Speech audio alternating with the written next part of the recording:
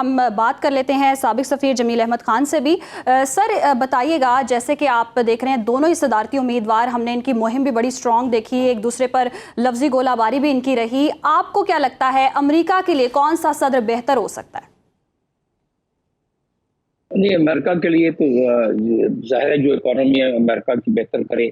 Donald Trump जब आए थे तो उन्होंने अपनी इकोनॉमी यकीनन बेहतर की थी, जंगों में हिस्सा नहीं लिया था, फंडिंग कम कर दी थी यूनाइटेड नेशंस की भी, और साथ साथ नेटो की भी फंडिंग कम कर दी थी, और जो ट्रांसनेशनल ट्रेड था उसको ख़त्म कर दिया था। वही जो भी बात आपकी तरफ से चल रही थी कि वो अमेरिकनिज्म नॉट ग्लोबलिज्म, तो उसमें सबसे पहले और सबसे सरे फहरिस्त तो उन्होंने रखा हुआ है कि जाहिर है अमेरिकन लोग टैक्स पेयर्स के पैसे क्यों यूक्रेन में खर्च किए जाएं और फ़लस्तीन में अरबों डॉलर खर्च किए जाएं, अपने लोगों पर क्यों नहीं कम। तो ये एक अट्रैक्टिव किस्म का उनका इलेक्शन कैंपेन का एक ये जोज है और बड़ा अहम जोज है ये। तो उसके साथ साथ ये दूसरा मामला अबॉर्शन वाला, वो एक बड़ा काफ़ी कॉन्टेस्टेड किस्म का है, जिसमें कि एक तो चीज़ हमें ये ध्यान नशीन रखनी चाहिए कि 16.8% जो पॉपुलेशन है अमेरिकन की वो प्योर वाइट पॉपुलेशन है, और उसके बाद बाकी हैं वो मुख्तलिफ कलर के लोग वहाँ रहते हैं। तो जो प्योर वाइट है उसमें से ज़्यादा तादाद डोनाल्ड ट्रंप की हामी, और उन्होंने उसी पर काम किया है अपने कैंपेन में अभी और जब सदर थे उस वक्त भी। और जो 7 स्विंग स्टेट्स हैं उसमें भी ज़्यादा आबादी, जैसे लोआ है उसमें 91% आबादी है वाइट अमेरिकन की। इसी तरीके से न्यू हैम्पशायर है 93% है, विस्कन्सन है 83% है। तो मतलब ये है कि स्विंग स्टेट्स में अगर देखा जाए जो परसेंटेज वाइट की है तो उसमें मुकाबला तो ऐसे काफी सख्त है, क्योंकि स्विंग स्टेट्स मिशिगन जैसे है, अरब्स वहाँ एक कसीर तादाद में है। एक और स्टेट है जिसमें के पोर्टो रिको के लोग तकरीबन 5 लाख के करीब हैं, और कोई 8-9 दिन पहले बयान दे दिया अमेरिका के जो कैंडिडेट ने, अपना फॉर्मर प्रेसिडेंट डोनाल्ड ट्रंप ने, कि वो एक गंदगी का जजीरा है, फ्लोटिंग गंदगी है। तो वो सारे एंटेगोनाइज हो गए। तो लेकिन एक तरफ तो वो एंटेगोनाइज करते हुए नजर आ रही हैं, लेकिन दूसरी तरफ ये महसूस होता है कि वो अपने राइट विंग के वोटर्स को, या जो वाइट सुप्रीमिस्ट के वोटर्स हैं उनको मजीद पक्का करते जा रहे हैं। जो कमला हारिस की तरफ ख्वातीन किसी वक्त रागिब होती हैं तो उसके नारे और स्लोगन की वजह से कि और औरतों को अपने फैसले खुद करने चाहिए, न कि वो ऐसा। अब फिर एक और चीज बड़ी एक्सप्लॉइट हो रही है कि जिन ख्वातीन को वहाँ अबॉर्शन की जरूरत है मेडिकल पॉइंट ऑफ व्यू से, डॉक्टर्स उनको, जिन स्टेट्स में ये कानून बन गया है, डॉक्टर्स उनको लेने से इनकार करते हैं। जमील अहमद खान साहब, डोनाल्ड ट्रंप के बयानिए में भी हमने थोड़े से चेंजेस देखे हैं, जैसे कि आपने खवातीन की बात की है, उससे पहले कोई उन्होंने खास कोई हुकूक पर बात नहीं की, लेकिन अब जब इलेक्शंस करीब हैं तो वो खवातीन के हुकूक के लिए भी बात कर ही रहे हैं। लेकिन कल उन्होंने बड़ा एंटेगोनाइज कर दिया है, कहते हैं कि ख्वातीन का कंट्रोल, हमें प्रोटेक्शन देना है ख्वातीन को, चाहे वो माने या ना माने, चाहे वो चाहें या ना चाहें। इसमें कंट्रोवर्सी आज सुबह से शुरू है वहाँ। जो सुबह जैसे ही हमने मॉनिटर किया तो देखा कि ऐसे बड़े बड़े कमेंटेटर्स कह रहे हैं कि भाई ये कौन होते हैं डोनाल्ड ट्रंप जो कि कहें कि जी आप चाहे प्रोटेक्शन मांगो या ना मानो, आपके वेदर यू लाइक इट और नॉट। तो ऐसे कमेंट्स आ रहे हैं कि आदमी टीवी पर बयान भी नहीं कर सकता, और उनके CNN पे चल रहे हैं वो।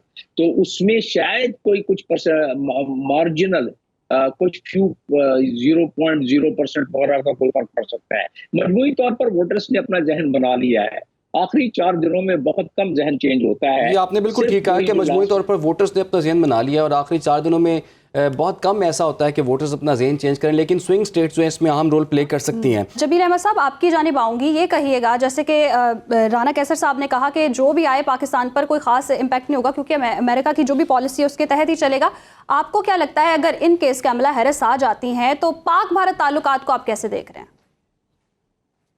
नहीं, पाक भारत ताल्लुकात तो क्योंकि उनके जो मुआहदे हुए हैं और जो इस वक्त अमेरिका की स्टेटेड पॉलिसी है, मेरा मतलब है चाइना कंटेनमेंट उनकी सबसे सरफहरिस्त पॉलिसीज में से एक है। तो वो उस चीज़ को परसू करने के लिए इंडिया की अफादियत और अहमियत को तो वो उसी तरह चाहेंगे कि जारी रहे, और वो ये चाहेंगे कि इंडिया कम अज़ कम वो इतना बड़ा मुल्क और एक ऐसा मुल्क है जो कि उनके उस अहदाफ को पूरा करने में मददगार साबित हो सकता है और हो रहा है।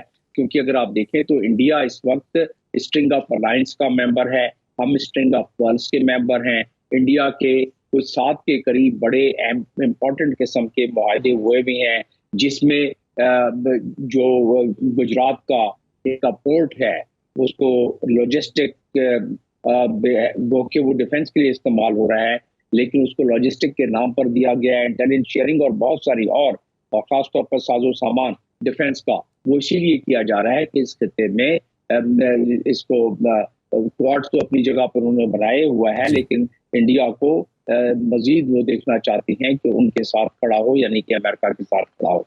तो लिहाजा उसकी अफादियत अहमियत में कोई कमी नहीं नजर आती। लिहाजा कश्मीर के मामले में कोई तब्दीली नजर नहीं आती। लिहाजा फलस्तीन के मामले में ये दोनों प्रेसिडेंशियल कैंडिडेट अमेरिका में एक दूसरे से सबकत लेने की कोशिश कर रहे थे इलेक्शन कैंपेन के दौरान, और इनफैक्ट स्टेटेड पॉलिसी भी यही है, और उस पॉलिसी का मकसद ये कि इजराइल का साथ देना है, इन अदर वर्ड्स। और इजराइल को हक है सेल्फ डिफेंस का हक है, लेकिन आईसीसी कहती है कि तो जेनोसाइड कर रहा है। हम तो नहीं कह रहे हैं, ये आईसीसी ने कहा है और साथ में एविडेंस दिया है। दुनिया रेजोल्यूशन इसमें जनरल असेंबली के रेजोल्यूशन है, क्योंकि सिक्योरिटी काउंसिल का मामला तो दूसरा है, तो जनरल असेंबली की रेजोल्यूशन ये बात करती है।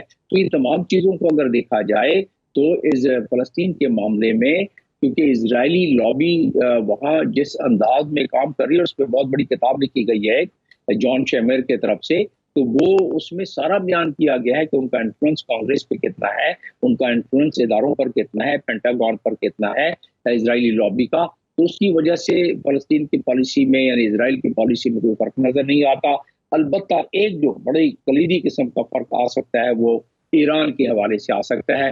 ट्रंप ईरान के हवाले से बड़ी सख्तगीर किस्म के रवैया रखते हैं, और इजराइल की तमन्ना, ख्वाहिश, ख्वाब और तमाम चीजें ये हैं कि किसी तरीके से वो जो उनके न्यूक्लियर एसेट्स हैं उस पर हमलावर होकर उसको न्यूट्रलाइज कर सके। डोनाल्ड ट्रंप ने 3 दिन पहले 4 दिन पहले बयान दिया है कि भाई अभी तक ये कर देना चाहिए था, क्यों नहीं किया गया। इसी तरीके से उनके साबका एडवाइजर हैं जॉन बोल्टन, उन्होंने भी बिल्कुल कहा सर, आपने बड़े अहम नुकात उठाए हैं।